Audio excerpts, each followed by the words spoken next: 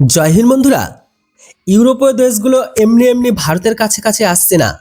আসলে বন্ধুরা, ইউরোপীয় দেশগুলো জানে যে ভারতের শক্তি কি। ভারত কেবল মুখে কথা বলে না, বরং ভারত সারা বিশ্বের সামনে নিজের শক্তির প্রমাণ দিয়েছে। যেমন সাম্প্রতিক সময়ে ভারত মহাকাশ সুরক্ষা আর নজরদারি ক্ষেত্রে একটি মাইল ফলক স্টোনকে অর্জন করেছে। আহমেদাবাদের বেসরকারি স্পেস স্টার্টআপ কোম্পানি অ্যাজিস্টা স্পেস এর দ্বারা তৈরি করা একটি স্যাটেলাইট প্রায় ৩০০ কিলোমিটার দূরত্ব থেকে ইন্টারন্যাশনাল স্পেস সেন্টার আইএসএস উচ্চমানের হাই কোয়ালিটির ছবি তুলতে সক্ষম হয়েছে।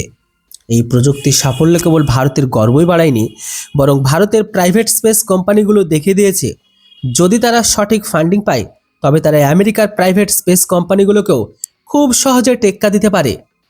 তবে বর্তমানে ভারতের ডিফেন্স আর স্পেস সেক্টরে যেভাবে সরাসরি কোম্পানিগুলো শক্তিশালী হয়েছে, তা নিশ্চিতভাবে সারা বিশ্বকে অবাক করাটাও স্বাভাবিক।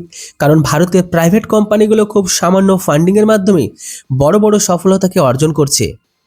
মহাকাশে চলমান কোনো বস্তুর উচ্চমানের ছবি তোলা, এটি কিন্তু একটা অত্যন্ত জটিল প্রক্রিয়া বা জটিল কাজ। কিন্তু এই কাজের মাধ্যমে ভারত সারা বিশ্বকে দেখিয়ে দিল যে এখন তাদের কাছেও প্রক্সিমিটি অপারেশনের সক্ষমতা রয়েছে।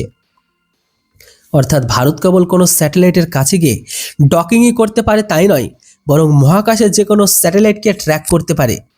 যে শক্তি আমেরিকা, চীন, রাশিয়ার কাছে আছে আজকের দিনে, সেই একই শক্তি এখন ভারতের কাছেও রয়েছে। ভবিষ্যৎ বলছে মহাকাশে যে দেশ যত বেশি শক্তিশালী হবে, জমিতেও তাদের শক্তি ঠিক ততটাই মজবুত হবে। আর ভারতের এই শক্তির কথা মাথায় রেখে ইউরোপীয় কাউন্সিলের সভাপতি ভারতের প্রযুক্তিগত সাফল্যের প্রশংসা করে জানিয়েছে যে নিশ্চিতভাবে এখন ইউরোপীয় দেশগুলো উচিত মহাকাশ গবেষণায় ভারতের সাথে সহযোগিতা বাড়ানো। কারণ আজও যদি ইউরোপীয় দেশগুলোর স্পেস নিরাপত্তা প্রধান আমেরিকার উপরে নির্ভরশীল, তাদের ইউরোপীয় কাউন্সিলের সদস্য দেশগুলোর সামরিক কমান্ডার এখন ভারতের স্পেস সিচুয়েশন অ্যাওয়ারনেস এর মতো শক্তিকে একটি বিশাল সাফল্য হিসাবে বিবেচনা করেছেন।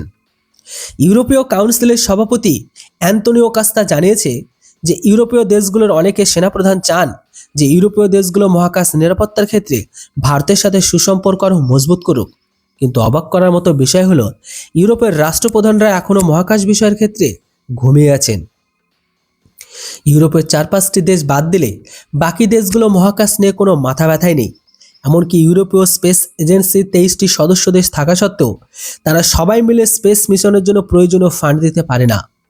সঠিক সময়ে ফান্ড না পাওয়ার, সঠিক সময়ে সঠিক সিদ্ধান্ত নিতে না পারার কারণে ইউরোপীয় দেশগুলো স্পেস রিসার্চে পিছিয়ে পড়েছে। অথচ মহাকাশ এখন কেবল গবেষণার বিষয় নয়, মহাকাশ এখন সরাসরি কৌশলগত যুদ্ধের ক্ষেত্রে পরিণত হয়েছে। এখন ওই মহাকাশে কেবল আমেরিকার উপর নির্ভরশীল থাকা ঠিক হবে না, কারণ এদিকে আবার চীনের সাথে মহাকাশ গবেষণায় কোনো সহযোগিতাও সম্ভব নয়।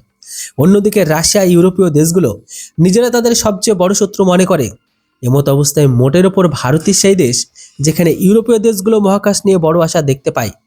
কিন্তু বিষয়টা এখন এমন হয়ে দাঁড়িয়েছে যে ইউরোপীয় দেশগুলোর সেনাপ্রধানরা ভারতের সাথে গবেষণা দ্রুত এগিয়ে তো যেতে চান, কিন্তু ইউরোপের রাষ্ট্রপ্রধানরা একমত হয়ে কোনো সিদ্ধান্ত নিতে পারছে না। যেটাই হোক, সময় বলে দেবে কে কার সাথে থাকবে। ভিডিও আর ইনফরমেশন ভালো লাগলে অবশ্যই চ্যানেলটিকে সাবস্ক্রাইব করুন। Thanks for watching. জয় হিন্দ, বন্দে মাতরম।